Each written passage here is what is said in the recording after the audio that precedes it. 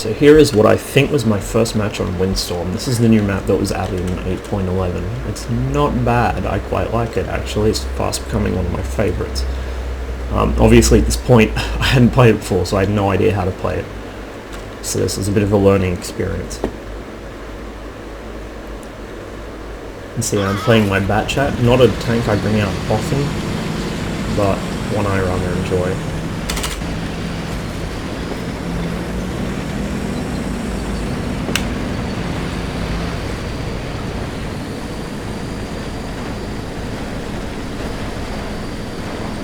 So my entire platoon are medium tanks.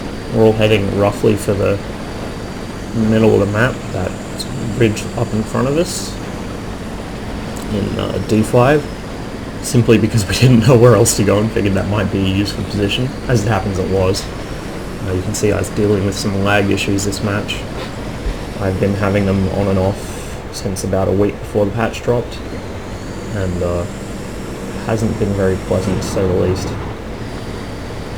So here we're sort of milling around uselessly. You can see the enemy have taken control of that north pass there. And so I'd back up to see if I can do something about that.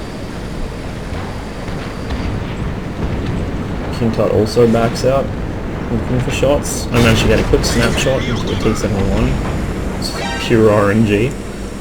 And then there's a bunch more tanks pushing through that I would like to get shots on, but I want to risk my tank to do it. So it doesn't look like any of these guys are actually paying attention to me. So I put one into 704 and he backs away. I pull back into cover for a moment, and then I was thinking of crossing here and getting in behind this feature to my left. I'm just playing in the rocks there. But in a second here, that happened. I immediately went, oh shit, and began mashing the S key furiously. Actually managed to clip that 62 while retreating, which was good. I was worried I might bounce on this and then get dunked on. So I managed to do that without losing any hit points. It was quite risky, but ended well. You can see we've basically established control of the city at this point. It's this north side of the map where the action's taking place. This seems to be the general deal with this map, is that most people try and control the north and a couple go city. So I generally bring my mediums up north. So if 704 is exposed, he was shooting it hardest. And indeed hardest is dead, but I get a couple shots into him, make it run and hide. See, hardest got killed trying to cross down there. And then I decide to come play with these guys. Now this is a bit risky because they're dunking on RE50 from two sides, but I have more hit points than him. So I decide to come and do some damage while I can. Now I know their E75 only has a 105mm gun, he isn't upgraded yet. Instead of risking getting hit again, I just reload. I want to go in with full clip. You notice I messed up one of those shots rather badly just there. It's rather difficult to make snapshots when you're lagging almost constantly. And in the bat you really can't afford to do that. Somehow though I did still get Tank Sniper from this match, which is the new award that replaces the old Sniper medal. It's much harder to get, so I have no idea how that happened considering the amount of shots I whiffed into the dirt. So I roll around looking for one on the T-54, but somebody else takes him first. Bad angle on the E100. Managed to tag his track, and then the Leopard nearly eats that shell for him, although I wouldn't complain. So I've now got two tanks there, one-shottable. I back off to reload. I was worried the Leopard was going to chase me around, because it certainly looked like he wanted to, but he lost his stomach for it or something and broke off. He might have thought I had support here, which would be a completely incorrect assumption. I was totally alone. the nearest thing that could cover me is the 54E1. He's not paying a blind bit of attention to what's happening around it. So I'm nearly reloaded and I decide, fuck it, I'll just roll around the corner now. I was intent on cleaning up these two since the idiots in front of them couldn't do it. So there's one. That hesitation was, I mean, he bounced off me, which is a miracle, but that hesitation cost me badly. As you can see, taking a lot of hits. And now I'm very nearly dead. And on reload. So that was probably not the smartest of moves. It was very risky. I'm lucky it paid off. I'm now on 3 hit points. And on reload. That little bit of momentum was what the North guys needed though, because they're pushing through now. They took the E75 out themselves. So my work here is done, and I begin moving towards the enemy cap to put some pressure on them. Instead of actually getting in the cap myself, since I'm only 3 hit points, and I'm still a bat chat with 12 rounds of ammo left, I'm going to try and get on some sort of dominant terrain feature and snipe into the cap as our puppies cap out. That hill was a little too steep, but this one to my left looks like a nice position. So I begin heading there while keeping my eyes on the cap just in case.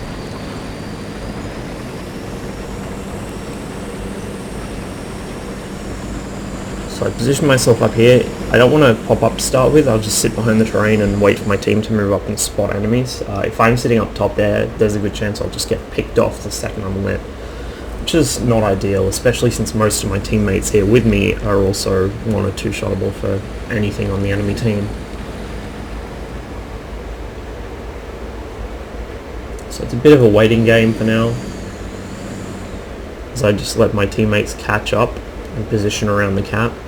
We really need somebody actually on it to pressure the enemy and tell them, hey, you know, there's tanks in your base, you should go back and fight them, which of course will lead them straight into the trap, straight into my gun. But with this few hit points to go around, nobody on team's actually keen to do it. Eventually the 54E1 realizes he should probably get on cap with the most hit points out of the group, and he manages to spot this guy, which is lucky. So I quickly open up on the JP100, he needs to die, and I managed to get him.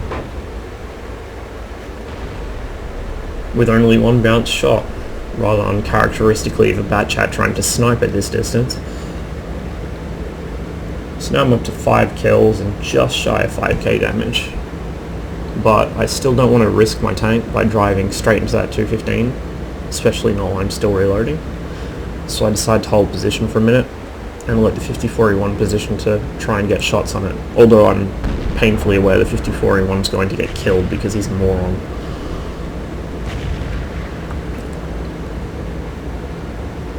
He does manage to get 2 shots in there. And miraculously survives because the 215B is bad at aiming.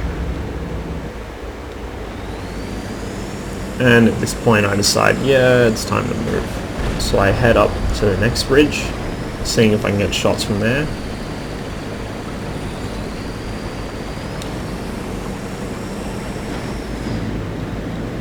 There's still a building in the way, and he's dead anyway, so I decide to move into cap. Just to get the match over and done with faster.